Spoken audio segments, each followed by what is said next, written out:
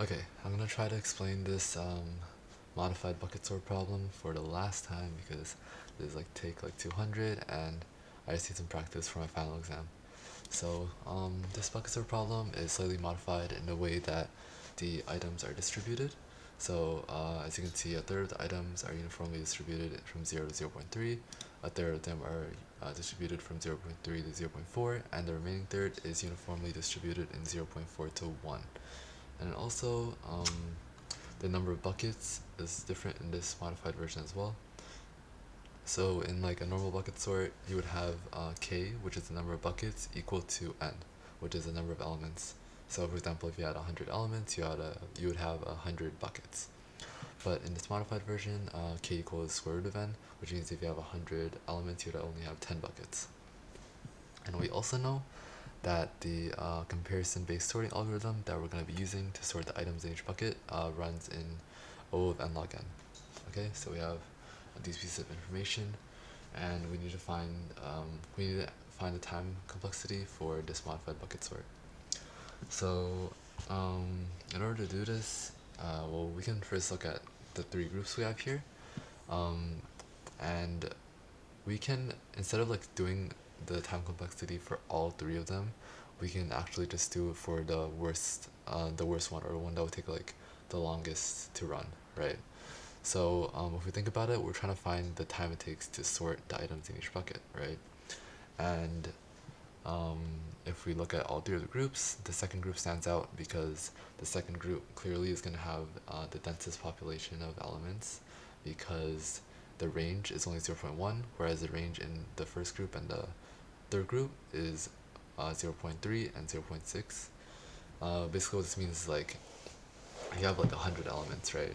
And you have a third of the elements inside the first group, third and the second, third and the third.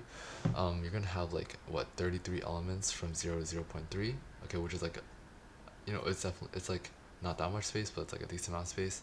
But then you have 0.3 to 0.4, so you're fitting 33 elements inside like that small area, which means that it's gonna be a lot more densely packed from 0.3 to 0.4. All right, you following?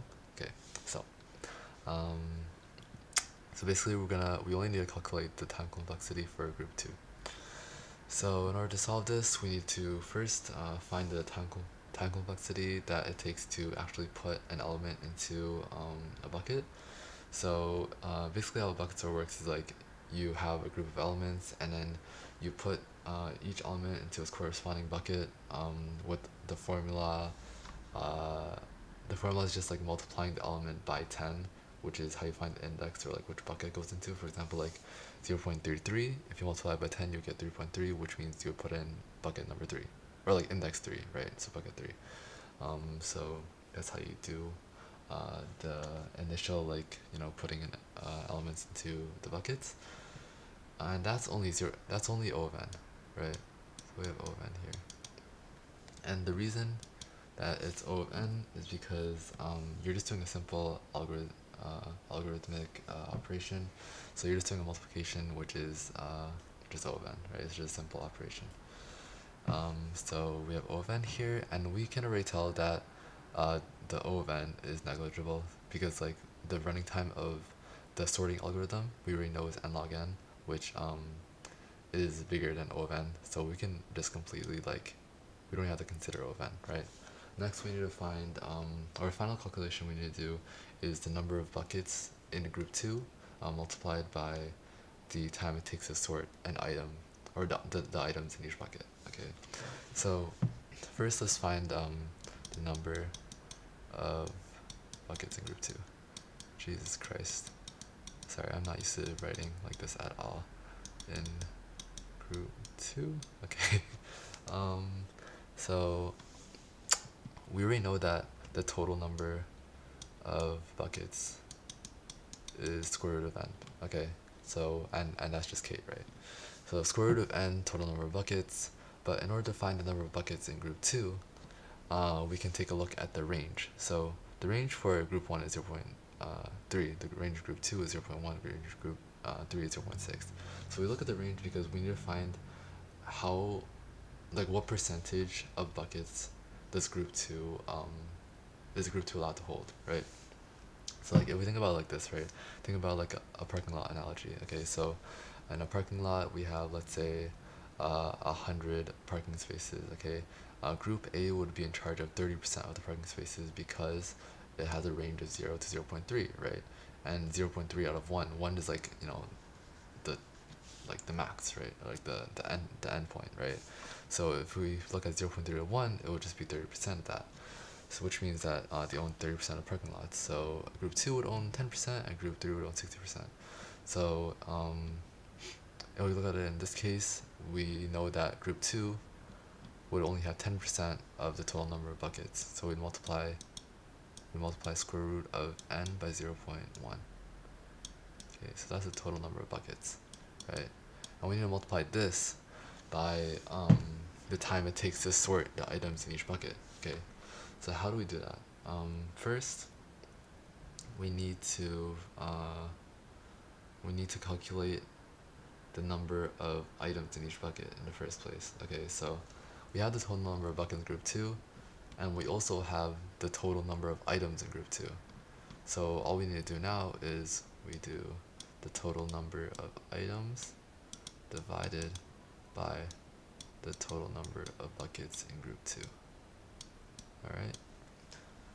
So this is a pretty simple calculation. So we just do a little, flip around. We go like n over 3 times 1 over 0.1 square root of n. And then we can separate them. So let's go here. It's just n over square root of n multiplied by 1 over 0.3. Okay, so n over square root of n is just, what the hell am I writing? Oh my god, okay, sorry. N over square root of n is just square root of n, right? And then times 1 over 0.3. I mean, like, this is like you don't even need to, it's a constant, right? So you don't need to worry about it. So you just have n over square root of n. You just have square root of n, okay? So now we have the total number of items that we can expect in a bucket, okay? So,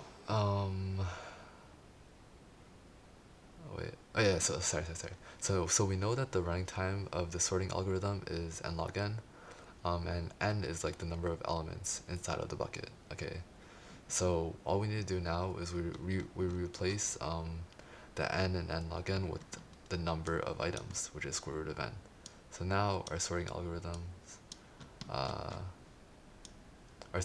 looks like this: square root of n log square root of n. Okay. So remember, our initial task was to multiply number of buckets in Group 2 by the time it takes to sort the items in a bucket, which is this. So we just do this, multiply by 0.1 times square root of n.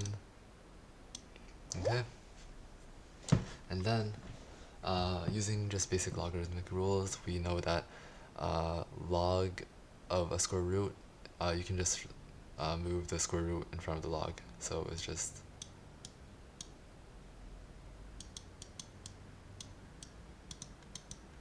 log n, right? And then again, constant, so we can throw it away. This is also a constant, by the way, 0.1, so we're going to just throw that away too. So now it's just square root of n log n multiplied by square root of n. Okay.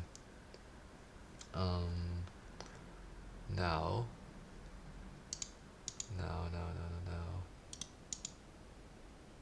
Oh yeah. Now let's insert another page because I'm running out of space. And so this square root of n multiplied by square root of n is just n. So now we have n log n.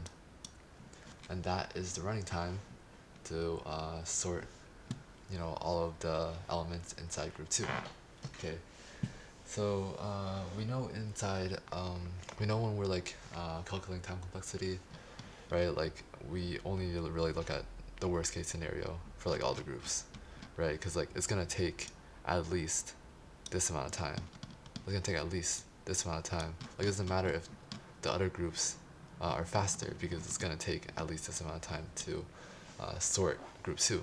Okay, so we know that this is our time complexity for this modified bucket sort. So our time complexity is O of n log n, and the time complexity of like the original bucket sort is just O of n, right? So this is obviously slower, and yeah, that's how you do this little practice problem. Thank you for watching. I'm sorry for the messy writing and the terrible explanations, but yeah, thank you.